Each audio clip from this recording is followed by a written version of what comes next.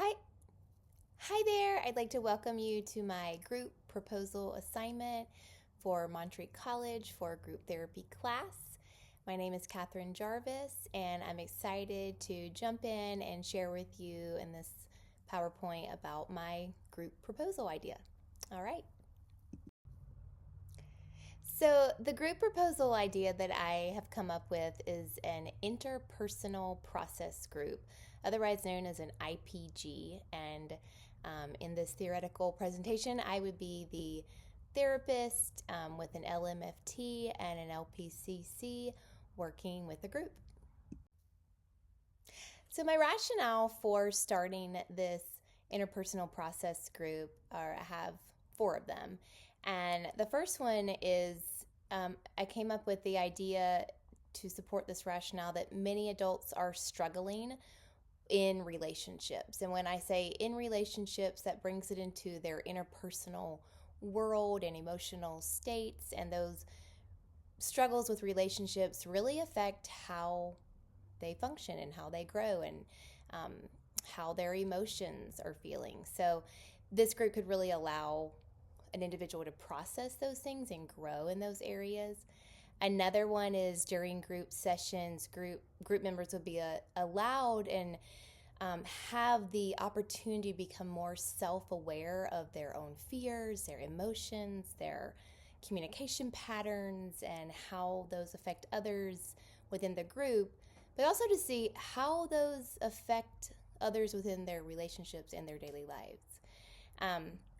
Another one is this group could allow for real-time feedback to be given to group members that creates such a space for safety and growing and the ability to learn coping skills to deal with areas of their life. And also, many adults struggle with confrontation and the ability to really be authentic in their relationships due to past wounding and hurts and all kinds of things. So this group could really give members a chance to explore those in a really safe setting, practice confronting and conflict and the scary emotions that come up with that, and really change from within and have that vulnerability to test those waters of conflict.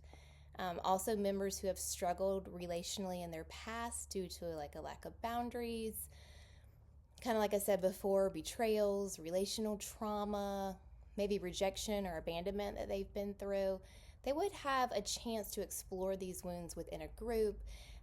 So it could be really great and just really fun to see how these dynamics would play out in the group. But these are my rationales and the reasoning for wanting to start an interpersonal process group. Okay, so to break it down a little more, some of my objectives, I've got four that I'm going to explain for starting this interpersonal process group. Is one was members would have a chance to practice confronting conflict, fear within the group. I kind of mentioned this in the rationale, but this is a main goal and objective of this group. The second would feedback, would be given to one another, and in a way that could really help members grow and maybe deal with conflict, deal with good feedback, maybe positive feedback, deal with negative feedback, but in a safe setting, which could really build trust within the members and really build their vulnerability muscles up as well. My third objective would be clients will have a chance to become aware more of their own behaviors and have more self-discovery for themselves, which always brings growth and will be a wonderful part of this process in group therapy. And then clients will also be able to learn skills to cope. Now, I kind of said these are kind of redundant. I'm sorry for my rationale, but these are my clear goals for starting this group. And I want clients to be able to walk away after being in a group like this. This was going to be 10 weeks. I'll talk about that in a minute. But I want them to be able to walk away and have a sense of, wow, I've been able to conquer conflict and confrontation, and I'm ready to tackle that more in my daily life, and I've got these coping skills, and I've become more aware of these things happening within myself to really have that interpersonal growth within themselves within this group. Okay, so some practical considerations for this interpersonal process group, IPG. I'm going to kind of list these off and talk about them briefly. First one is the membership. So any adult who is 35 to age 50 who would like to work on their interpersonal life and relationships and grow in this way would be invited. And I would preferably be looking for individuals who are already in counseling and already working internally and really could handle a fast-paced setting. So this is something that I think would be important. They wouldn't have to be, it's not a prerequisite that they be in individual counseling, but I really would want to stress that this individual was stable enough to really endure a fast-paced group and go deep quickly. The second practical consideration are materials. We really wouldn't need much, but I would want to have, well, I guess I would be taking notes, so I have, a little notepad or pencil in our session, and I'd want for the seating to be really comfortable, and this is in person, comfortable seating, probably creating like a circle or a semicircle within a nice comfortable room. I would want to have the material of a mental status exam, the MSE, that I would give and assess each client individually before they would start the group, so that I would have a good understanding of each client's mental state. And the frequency of our meetings and duration is, this would be preferably, what I'm thinking is on a Sunday afternoon from 3 to 4:30. And the reason I picked Sunday is I'm guessing that many of these members are going to be busy and have a really busy week. And usually Sunday afternoons, people can have a little more downtime. And especially if you're using a Sunday afternoon to do this group and you want to do this, you are showing a lot of initiative that you really want to grow, and you really want to use that time that you have to do a group like this. So Sundays from 3 to 4:30. I am also thinking that once a week is enough for this group, because each client would be screened from their mental status state, and I think that once a week would be fine.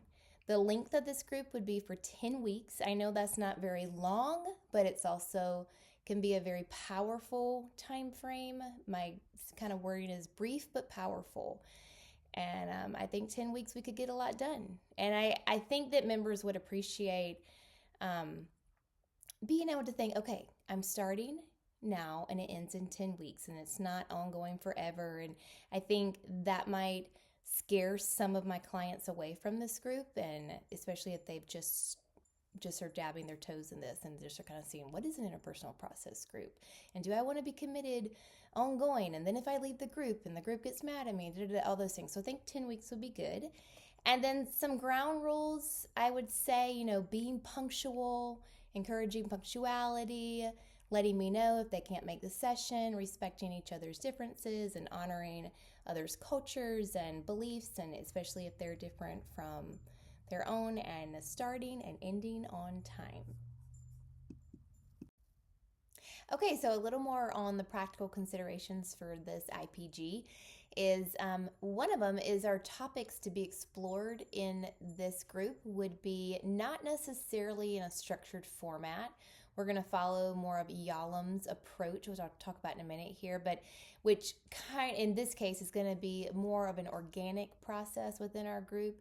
And the clients will start the session with really however they like, and we'll see where the conversations go. The point of this is to allow the clients to lead themselves, and this fosters self-discovery, interpersonal learning, and it gives them more responsibility within the group. Some limitations here are members may not be willing to be vulnerable, and maybe not right away either, and it may take some time.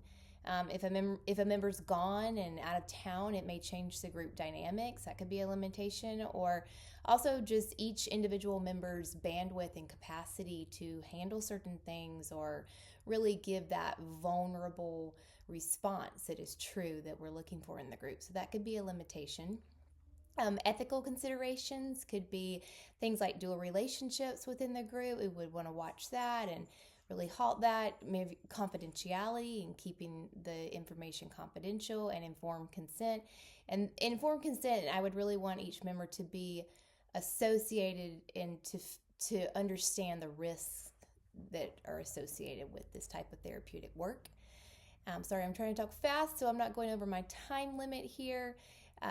Risks that members could face, well, assessing every client's apprehensions and the coping skills that they have. I would want to know that. I would want them to have those coping skills, and they could get triggered in the group, and I want to make sure they have the skills to be able to stay emotionally regulated in between sessions and those types of things. And my safeguard plan from unnecessary risks would be teaching clients state changes, preferably if we had the time before we began our sessions. Maybe I could even do this in the screening, although sometimes teaching this could take some time, so I'd have to maybe brainstorm this a little bit more. But I'd really like for clients to be aware of various state changes to use in between sessions, such as box breathing, mindfulness, counting backwards, using the 5 senses, and using cognitive behavioral scripts. I think that'd be really helpful. Okay, so for this IPG group, we're going to follow Yalam's modality for how he would lead this group. And Yalam, a lot of what he presented was, or his beliefs was, he believed that a lot of our emotional distress comes from our relational difficulty. And with that being said, this group would follow Yalam's interpersonal process model, and the group in and of itself would serve sort of as like a microism, and that's kind of how he described it, like this little system. And we would be observing each other's responses and observing each other's reactions. And the facilitator, which would be me, would be giving feedback and linking members together or deepening the focus, which should create a lot more self-awareness. And we'll also be working in the existential approach to making meaning of our interpersonal lives and our difficulties that we explore in group. So really briefly, Yalam has 11 therapeutic factors for group therapy in his work. And one is the installation of hope. And that would just be, that members believe that hope can happen and that hope can bring about change in their lives. And the second one is universality, and that members would feel like they're not alone in their struggles by hearing, Susie to say she's dealing with something similar that Janet's dealing with could really bring that universality there for her and feel not alone. Also imparting information, and this could be just forms of psychotherapy and psychoeducation to learn coping skills, or learning about emotions, or learning about conflict, or those types of information that we could give. Number 4 is altruism, and that clients would believe they're not a burden to each other, but they're actually helping to assist our group, and they're actually almost doing similar to what the therapist would be doing, that they're doing for one another. So that's a neat thing in his factors in his approach. And then the 5th one is the corrective recapitulation of the primary family group. And that kind of focuses on transference within our group and looking at those things and, how the transference that we're giving off leads to healing. Sorry, again, I'm going to try to be really brief because I have gone over my time limit, and I'm really sorry about that. I just had a lot to get out in this presentation. I hope that's okay. But the 6th one of Yalam's 11 therapeutic factors was the development of socialization techniques. And that's going to allow for a lot of communication skills in the midst of conflict, whether they be verbal or nonverbal, to arise within our group. Number 7 is imitative behavior. And this is interesting, that members in the group will often imitate the leader's behavior.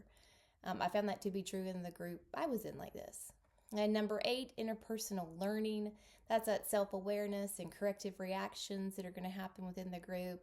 Number 9 is group cohesiveness, and that's, this therapeutic safe atmosphere that we're hoping and longing to create, and this feeling of belonging within that.